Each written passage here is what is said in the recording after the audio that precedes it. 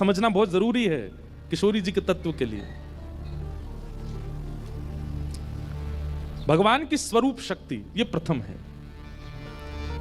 और स्वरूप शक्ति के भी 3 अंग हैं।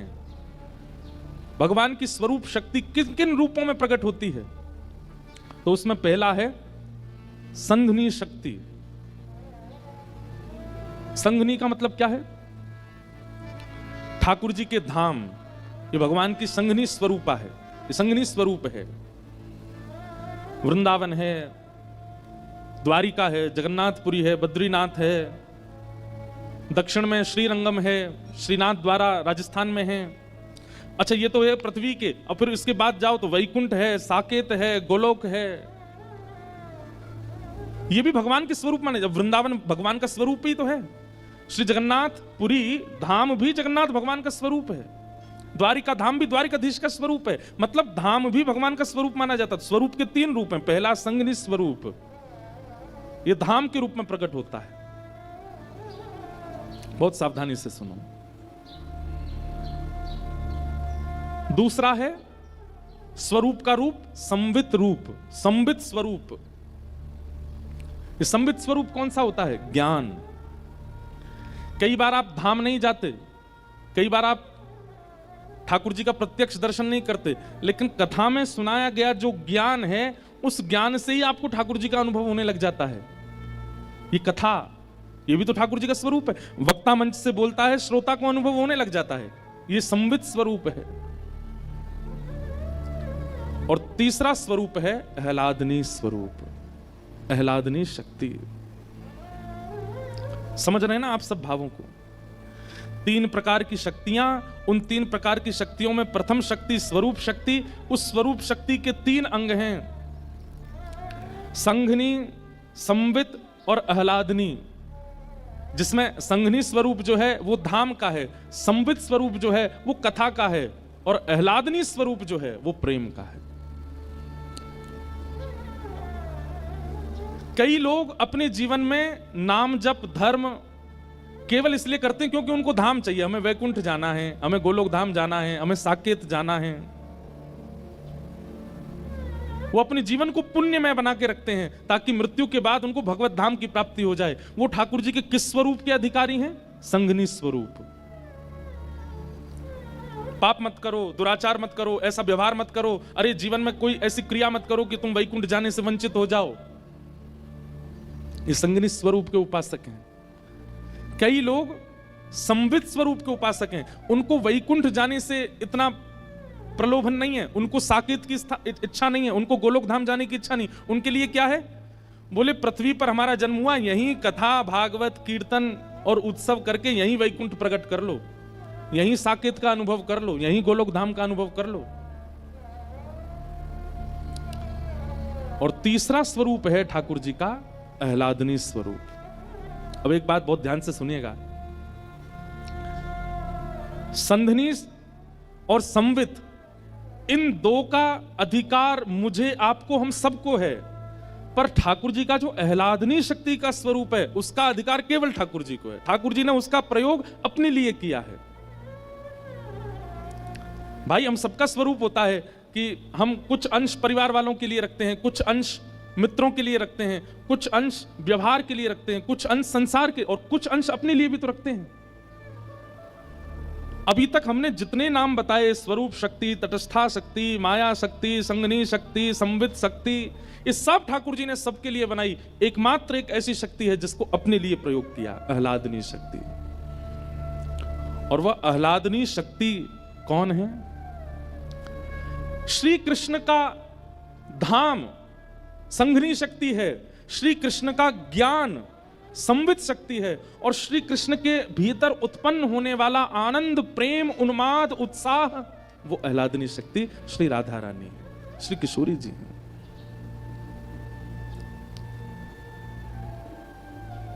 आपके चित्त में आनंद उत्पन्न होता है तो आप क्या करते हो?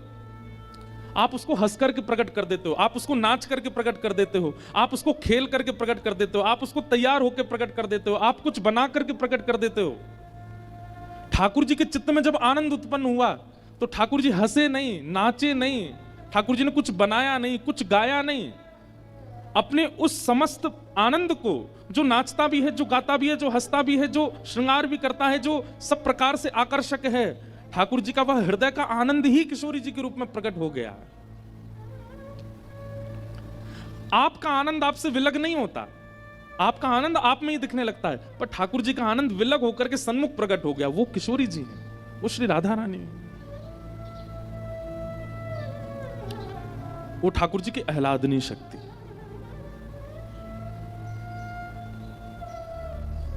जब प्रेम प्रकट हुआ श्री कृष्ण के चित्त में, तो निकुंज में बैठे हुए श्री श्याम सुंदर मन में विचार करने लगे, अब इस प्रेम को कैसे व्यक्त करूं? अरे परब्रह्म तो एकांत रहते हैं ना, परब्रह्म के साथ सब कोई नहीं है, वो तो एकम है। तब एकम ठाकुर जी के चित्त में जब प्रहलाद आनंद का वह उन्माद उत्पन्न हुआ, तब श्री ठाकुर जी ने मन में विचार किया, इसको व्यक्त कैसे करूं, इसको प्रकट कैसे करूं? ठाकुर जी का विचार होता है और क्रियाएं होती चली जाती हैं। हमारी तरह ठाकुर जी को कर्म करना नहीं पड़ता, ठाकुर जी जो सोचते हैं वो हो जाता है। जैसे ठाकुर जी के चित्त में प्रेम उन्माद और आह्लाद उत्पन्न हुआ, वही प्रेम उन्माद आह्लाद तप्त कांचन गौरांगी श्री राधे वृंदावनेश्वरी, कंचन जैसा गौर वर्ण, मृग जैसे नेत्र, मधुर मुस्कान, सुंदर अलकावली, अद्भुत श्रृंगार स्वरूप, और यह सब धारण करके जो श्री कृष्ण एक आनंद की स्थिति में जो जो व्यक्ति करता है, वह सारे भावों को अपने अंदर समेट करके श्री किशोरी जी का स्वरूप प्रकट हो गया ठाकुर जी के सन्मुख। जिनको देख करके सब आकर्षित रहते हैं, वो जिनको देख करके आकर्षित हो गए, वो श्री किशोरी जी हैं, वो श्री लाडली जी हैं। समझ में आई बात? ठाकुर जी की स्वरूप शक्ति और उस स्वरूप में भी आह्लादनी शक्ति श्री राधा रानी है, श्री किशोरी जी है। इसलिए हमारे वृंदावन में घूंघट करके बैठी हैं। बहुत कारण है उसके पीछे। एक कारण यह भी है, ठाकुर जी कह रहे हैं इनके रूप को आस्वादन करने को अधिकार केवल मेरो है, केवल मैं देखूंगा इनको और कोई नहीं है। ये मेरे काजे प्रकट भई है, मैं सबको क्यों दिखाऊं? इसलिए किशोरी जी घूंघट करके बैठी।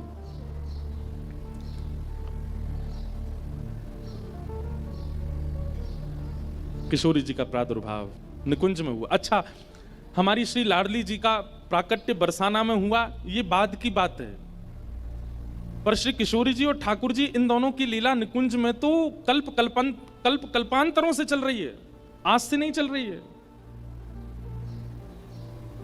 महादेव किसका ध्यान करते हैं? ब्रह्म बैठ करके किसका चिंतन करते हैं? ये इंद्र कभी कभी तपस्या करने बैठता है, किसका चिंतन करता है? क्यों? नारायण तो इनके सामने है, भगवान तो इनके सामने साक्षात बैठे हैं, इनको चिंतन करने की आवश्यकता क्या है?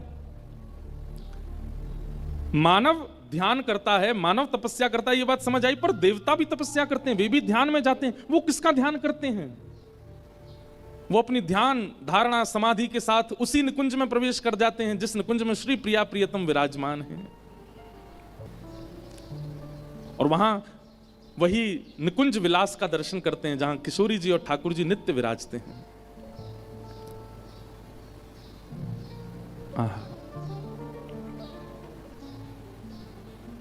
श्री कृष्ण पूरे जगत को आनंद देते हैं, पर श्री कृष्ण को आनंद देने वाली श्री राधा रानी है, श्री कृष्ण को आनंदित करने वाली श्री किशोरी जी हैं, श्री लाडली जी हैं। निकुंज में ठाकुर जी के चित्त से किशोरी जी प्रकट हुई, सुख मिला, ठाकुर जी को आनंद मिला, लेकिन थोड़ी देर बाद मन में इच्छा हुई कि केवल अकेले हम दोनों हैं, यह सुख, यह इसका विस्तार और भी होना चाहिए। तो ठाकुर जी के चित्त से किशोरी जी प्रकट हैं, और फिर किशोरी जी के चित्त से अष्ट सखियां प्रकट हैं, अष्ट सखियों का प्रादुर्भाव हुआ है। और वो अष्ट सखियां कौन कौन हैं? किशोरी जी ने मन में विचार किया कि श्याम सुंदर को सुख देना है, तभी सबसे पहली सखी श्री ललिता जी प्रकट हुई। और ललिता जी की सेवा क्या है? ललिता जी बीड़ी भोग पधराती हैं, ठाकुर जी को बीड़ा पवाती हैं निकुंज में। ललिता जी तभी मन में विचार हुआ और श्याम सुंदर को और सुख देने का विचार हुआ। तब दूसरी सखी प्रकट हुई, कौन? श्री विशाखा जी। और विशाखा जी की सेवा क्या है? ठाकुर जी को वस्त्र धारण कराना, अलंकार धारण कराना, इसकी सेवा श्री विशाखा जी की है। और विचार किया तब किशोरी जी के चित्त से तीसरी सखी प्रकट हुई, श्री चित्रा जी। ये ठाकुर जी को माला धारण कराती, जैसे हम मंच पे बैठते हैं तो गुरु जी आते हैं, महाराज जी आते हैं, माला पहनाते हैं, सिर पे धार, ऐसी श्यामा श्याम जैसी निकुंज में अपने आसन पर विराजमान होते हैं, तो उनको वस्त्र आवरण अलंकार धराने की सेवा जो है ये चित्रा जी की है। ये चित्रण करती हैं कि आज निकुंज में श्यामा श्याम ऐसे दिखने चाहिए, तो वैसे वस्त्र, वैसे आभूषण, वैसी माला उसका चिंतन करके लाती हैं और श्री ठाकुर जी को धारण कराती हैं। और भी कई सेवाएं हैं इनकी। अच्छा, एक बात और सुनिएगा, ये अभी प्राकट्य की कथा हम सुन रहे हैं निकुंज में, जहां नित्य श्यामा श्याम की लीला चलती है। बरसाना में, ब्रजमंडल में इनका प्राकट्य कैसे हुआ वो कथाएं अलग हैं। ये समझ लीजिए कि नित्य विहार करने वाले श्री प्रिया प्रियतम हम जीवात्माओं पर कृपा करने के लिए ब्रजमंडल में प्रकट हुए, फिर उस प्राकट्य की कथा अलग है। बाकी निकुंज में निरंतर ये सेवा चलती रहती है, तो वहां की सेवा का हम प्रारूप पहले समझ रहे हैं। तो पहली सखी कौन? श्री ललिता जी, दूसरी विशाखा जी, तीसरी चित्रा जी, चौथी सखी हैं इंदुलेखा। ठाकुर जी की चौथी सखी श्री इंदुलेखा जी। और इंदुलेखा जी की सेवा क्या है? ये ठाकुर जी की भोजन सामग्री सिद्ध करती हैं। ऋतु के अनुसार, मौसम के अनुसार, जैसा मौसम, जैसा वातावरण, ऋतु, वैसी सामग्री बना करके ठाकुर जी को पवाती हैं इंदुलेखा जी। फिर किशोरी जी ने चिंतन किया, तब उनके चित्त से पांचवी सखी श्री रंग देवी जी प्रकट हुई। और रंग देवी जी की सेवा क्या है? प्रिया प्रियतम दोनों जब सेज पर विराजमान हो जाते हैं, तब उनकी सुंदर पत्रावली बनाना। आज ऐसे पत्रावली बनेगी, आज मयूर बनेंगे गाल पर, आज सुंदर सुंदर ऐसे गोल गोल कुंड जैसे बनेंगे, आज ऐसे केसर के चंदन आएंगे, आज शीतकाल ज्यादा है तो केसर का चंदन नहीं लगेगा, आज ठाकुर जी को अन्य सामग्री, मतलब रूप के श्रृंगार की सेवा श्री रंग देवी जी की है।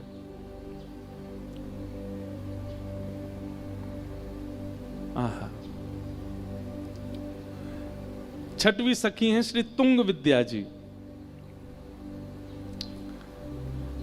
और तुंग विद्या जी की सेवा क्या है? जब प्रिया प्रियतम दोनों श्रृंगार करके सेज पर विराजमान हो जाते हैं, तब उनके सम्मुख नृत्य करना, गान करना, सुंदर सुंदर राग रागनियों को प्रस्तुत करना, विविध विविध प्रकार के नृत्यों को तैयार करके श्री प्रिया प्रियतम का विलास करना, ये तुंग विद्या जी की सेवा है। किशोरी जी के चित्त से फिर सातवीं सखी प्रकट हुई, जिनका नाम है चंपक लता। चंपक लता जी की सेवा क्या है?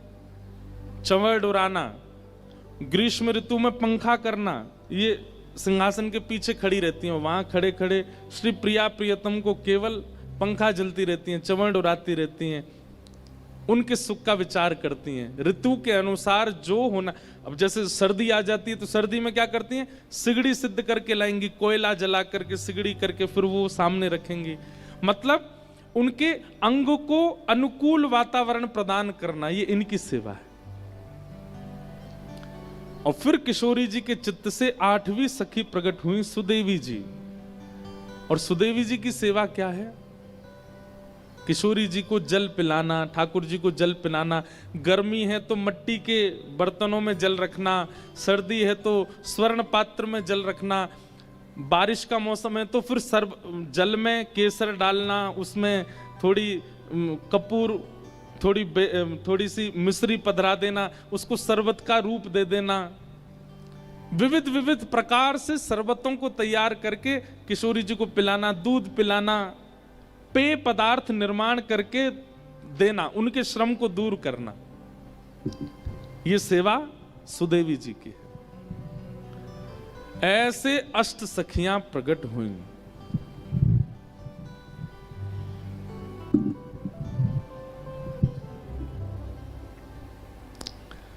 ये अष्ट सखियां प्रकट हुई। और महाराज जी इतना ही नहीं, फिर इन आठों की एक एक के चित्त में से 8-8 सखी और प्रकट हुई।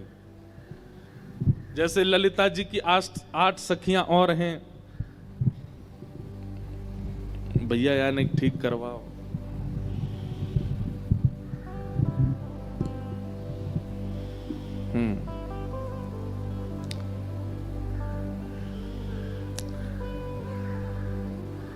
ललिता जी, विशाखा जी, चित्रा जी, इंदु जी, रंग देवी जी, तुंग विद्या जी, चंपकलता जी और सुदेवी जी, ये अष्ट सखियां हैं ठाकुर जी की।